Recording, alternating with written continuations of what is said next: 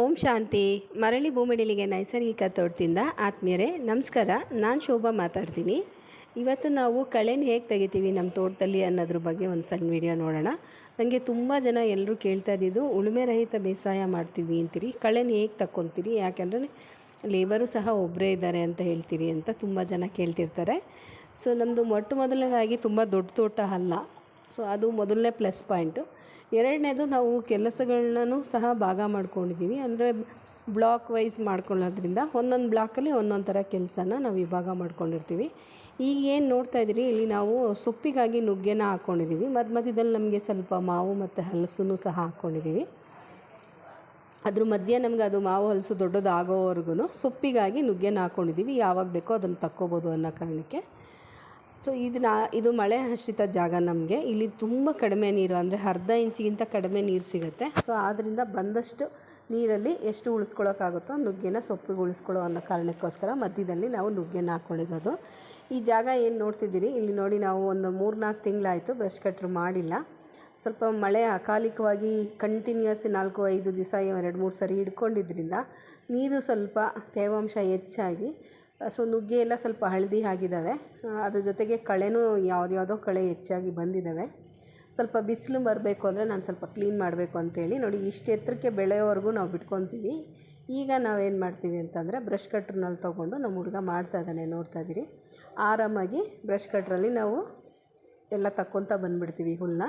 Brush ಕಟ್ರಲ್ಲೂ ನಾವು blade ಮತ್ತು wire ಥರ 2-3 ಥರ ಬೇರೆ ಬೇರೆ ಬ್ಲೇಡ್ಸ್ ಇರುತ್ತೆ.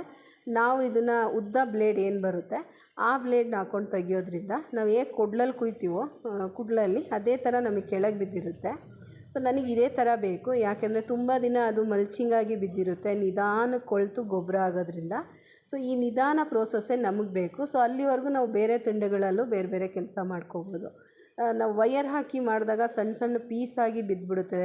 ಅದು ನಮಗೆ ಬೇಗನೆ ಕಲ್ತ್ಬಿಟ್ಟು ಗೊಬ್ಬರ ಆಗುತ್ತೋ ಅಥವಾ ನೀರಲ್ಲಿ ಹರ್ಕೊಂಡು ಹೋಗುತ್ತೋ ಏನಾಗುತ್ತೋ, ಒಟ್ಟಿನಲ್ಲಿ ನಮ್ಗೆ ಅಲ್ಲಿ ಬೇಗ ಕಳೆ ಹುಟ್ಟುಬಿಡುತ್ತೆ. ಸೊ ಈ ಥರ ಮಾಡೋದ್ರಿಂದ ಅಲ್ಲಲ್ಲೇ ಕೊಯ್ದು ನಾವು ಮಲ್ಚಿಂಗ್ ಮಾಡೋ ಥರ ನನಗೆ ವರ್ಕೌಟ್ ಆಗುತ್ತೆ. ಸೊ ನಾವು ಆದಷ್ಟು ಬ್ಲೇಡನ್ನೇ ಯೂಸ್ ಮಾಡ್ತೀವಿ. ಎರಡನೇ ಪಾಯಿಂಟ್ ಏನಂತ ಅಂದರೆ, ನಾವು ಇದು ಡೈಲಿ ಬೆಳಗಿನ ಸಂಜೆವರೆಗೂ ಇದನ್ನೇ ಮಾಡೋದಿಲ್ಲ. ದಿನದಲ್ಲಿ ಒಂದು 2-3 ಗಂಟೆ ಮಾತ್ರ ನಾವು ಇದನ್ನು ಮಾಡಿ, ಉಳಿದ ಕೆಲಸನೂ ಇರುತ್ತೆ ನಮಗೆ ಬೇರೆ ತಾಕುಗಳಲ್ಲಿ ಬೇರೆ ಬ್ಲಾಕ್ಸಲ್ಲಿ ಕೆಲಸ ಇರೋದ್ರಿಂದ. ಇದಕ್ಕೋಸ್ಕರ ನಾವು ಕಳೆ ತೆಗಿಯೋಕ್ಕೆ ದಿನದಲ್ಲಿ 1 ಅವರ್ ಇಲ್ಲ 2 ಅವರ್ ಒಂದೊಂದು ಬ್ಲಾಕಲ್ಲಿ ಕೆಲಸ ಮಾಡ್ತೀವಿ ಅಷ್ಟೇ. ಸೊ ನಮಗೆ ಏನು 8-9 ಕುಂಟ ಜಾಗ ಇದೆ ಇಲ್ಲಿ. ಇದಿಷ್ಟರಲ್ಲಿ ನಮಗೆ 2 ದಿವಸದಲ್ಲಿ ಮುಗೀತು. ಸೊ ಮುಗಿದ ಮೇಲೂ ಹೇಗೆ ಕಾಣುತ್ತೆ ಅಂತ ನಾನು ಇದೇ ವಿಡಿಯೋದಲ್ಲಿ ತೋರಿಸ್ತೀನಿ. ನುಗ್ಗೆ ಮತ್ತು ಹಲಸು, ಅಲ್ಲಲ್ಲಿ ಸ್ವಲ್ಪ ಮಾವಿದೆ.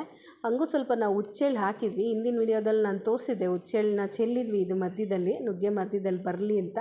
ಸ್ವಲ್ಪ ನಿಧಾನ ಆಗಿತ್ತು, ಮಳೆ ಇರಲಿಲ್ಲ. ಮಳೆ ಬಂತಲ್ಲ ಅಂತ ಹುಚ್ಚೆಳ್ಳು ಹಾಕಕ್ಕೆ ಟ್ರೈ ಮಾಡಿ ಹಾಕಿದ್ವಿ, ಬಿತ್ತನೆ ಮಾಡಿದ್ವಿ. ಬಟ್ ಇಷ್ಟೊಂದು ಕಳೆ ಜಾಸ್ತಿ ಮಳೆ ಹಿಡ್ದಿದ್ರಿಂದ ಅದೇ ರಭಸವಾಗಿ ಎದ್ದು ಬಂತು. ನಮಗೆ ಹುಚ್ಚೆಳ್ಳಿಗೆ ಕಳೆ ತಕ್ಕೊಳ್ಳೋಕೆ ಬಿಡಲೇ ಇಲ್ಲ ಚಾನ್ಸು.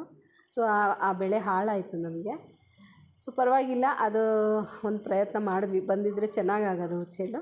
ಇಟ್ಸ್ ಓಕೆ ಅಂಥೇಳಿ ಇವಾಗ ನಾವು ಬ್ರಷ್ ಕಟ್ರಲ್ಲೆಲ್ಲ ತೆಗೆದುಬಿಟ್ಟಿದ್ದೀವಿ. ಸೊ ನುಗ್ಗೆ ಸ್ವಲ್ಪ ಚೇತರಿಸ್ಕೋಬೇಕು, ತುಂಬ ತೆಳ್ಳಗಾಗಿದ್ದಾವೆ. ಸೊ ಅದು ಇನ್ನು ಮುಂದಿನ ದಿನಗಳಲ್ಲಿ ಅದಕ್ಕೆ ನಾನು ಸ್ವಲ್ಪ ಜೀವಾಮೃತ ಎಲ್ಲ ಹಾಕಿ ಸರಿ ಮಾಡ್ಕೊತೀನಿ. ಸೊ ಅಲ್ಲಿ ವಿಡಿಯೋಸ್ನು ನಾನು ಹಾಕ್ತಾಯಿರ್ತೀನಿ, ನೋಡ್ತಾ ಇರಿ. ಸೊ ಮೊದಲನೇ ಕಟ್ಟಿಂಗ್ಸ್ ಹೇಗೆ ಮಾಡ್ತೀವಿ, ಎಷ್ಟು ಸಿಕ್ತೋ, ಎಷ್ಟು ಗಿಡ ಇದೆ, ಅದನ್ನೆಲ್ಲ ಮುಂದಿನ ದಿನಗಳಲ್ಲಿ ಹೇಳ್ತೀವಿ.